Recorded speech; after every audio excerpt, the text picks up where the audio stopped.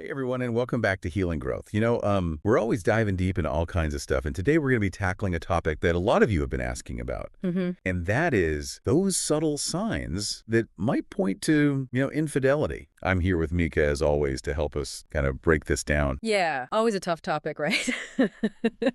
But it's like we always say, knowledge is power. And I think this is especially true when it comes to relationships. For sure. We want to really unpack those early indicators, maybe things that you're noticing in your relationship that something might be off. Again, not about jumping to conclusion, but about empowering you to understand, what those whispers of doubt might actually mean. Yeah, and it's like, that feeling when something's just off. Right. It's like you get those, the late night texts, or there's like a sudden shift in your partner's behavior, and it could really make you question everything. It's totally natural to feel uneasy when those patterns emerge. Yeah. But here's the thing. I always say it's not about focusing on, like single incidents. Yeah. Think of it more like detective work. Right. You're looking for clues. We're looking for patterns. Right. And when you piece those things together, that's when you might be able to kind of see a bigger picture. Okay, so let's play detective for a minute. Okay. One of the first things that I think often comes up is this idea of like a subtle shift.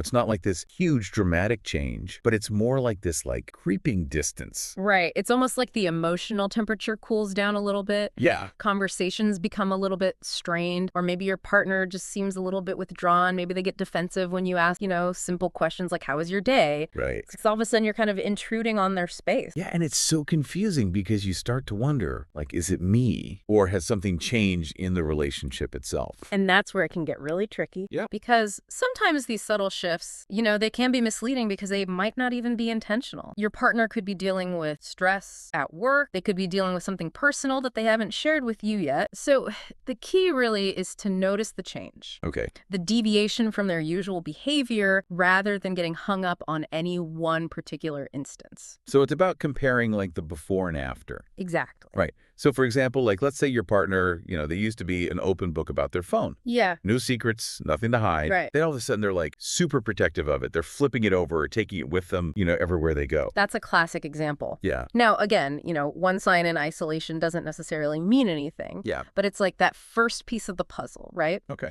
If we start to see other pieces that fit alongside it, that's when we want to start paying a little bit closer attention. This is so relatable. Have you guys noticed any shifts like that in your own relationships? And it doesn't even have to be romantic, right? Totally. It could be a friend or a family member. Like that shift in communication can be really telling. And speaking of telling, if you guys are finding this helpful, hit that like button and subscribe to Healing Growth for more deep dives into relationships. We love to have you guys here. Absolutely. So, okay, let's keep going with this detective work then. Okay. So we've got that subtle shift. What else is there? Well, if that feeling of something's off is lingering, maybe it's time to start looking for other potential clues. Okay. And another common one is unexplained absences. Okay. So maybe your partner suddenly has all these work commitments. Right. Or they're out late with, really vague explanations as to where they've been. And it's not even just the absences themselves, right? Right. It's when those explanations start to feel inconsistent. Like one day it's one story and the next day the details have like morphed or changed. It's like they're struggling to keep their narrative straight. Totally. And if you're finding yourself kind of questioning, their whereabouts, or if the stories aren't adding up, Right. one helpful tool can be keeping a log. Oh, interesting. And this isn't to use against them later, Right. but it's really just to gain some clarity for yourself. Okay. Is there a pattern of inconsistencies? This is about giving yourself objective data, not necessarily building a case. That's a good point because emotions can run so high in these situations. Oh, absolutely. So just having that log can help you separate fact from feeling. Exactly. Okay, so along those same lines, then, another sign to kind of watch out for are changes in appearance and routine. It's almost like, they're trying to impress someone new. Possibly. Yeah.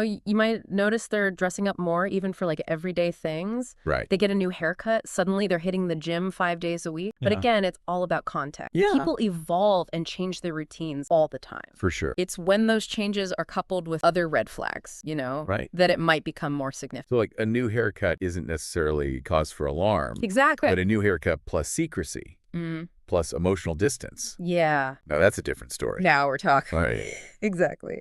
And speaking of emotional distance, I think that's probably the most telling sign of all. Yeah, this one's tough because it's like that feeling of being emotionally abandoned. Like they're no longer your go-to person. Your confidant. If you feel like you're no longer their safe space, Yeah. that is significant. Yeah. Because often what happens is cheaters, they redirect their emotional energy, and Okay. that leaves their partner feeling isolated and confused.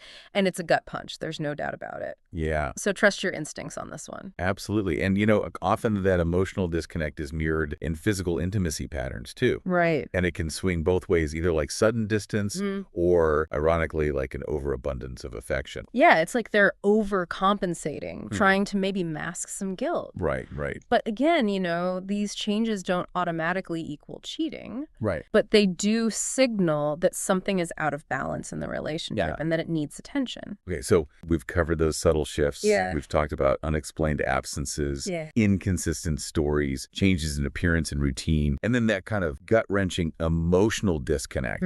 But what happens next? What do you do with those suspicions? That's what we're going to unpack in the next part of this deep dive. I think it's important to acknowledge just how overwhelming this can all feel because you're looking at your relationship through this new lens of suspicion. Right. And it can be disorienting, to say the least. Yeah, it's like your whole world gets tilted. Yeah. And honestly, even just the suspicion of infidelity can feel like a betrayal in itself. Absolutely. It cracks the foundation of trust that your relationship is built on. So then the question becomes, what do you do with all these swirling thoughts and emotions? How do you even begin to navigate this? That's the million-dollar question. Yeah. It's so easy to get caught up in the fear and the anxiety. Yeah. And just want to confront your partner immediately. But is that always the best approach? I think it's tempting, but I would caution against making accusations without having any solid evidence. Okay. It's like throwing a grenade into the relationship. Right. Even if your suspicions turn out to be unfounded. Yeah.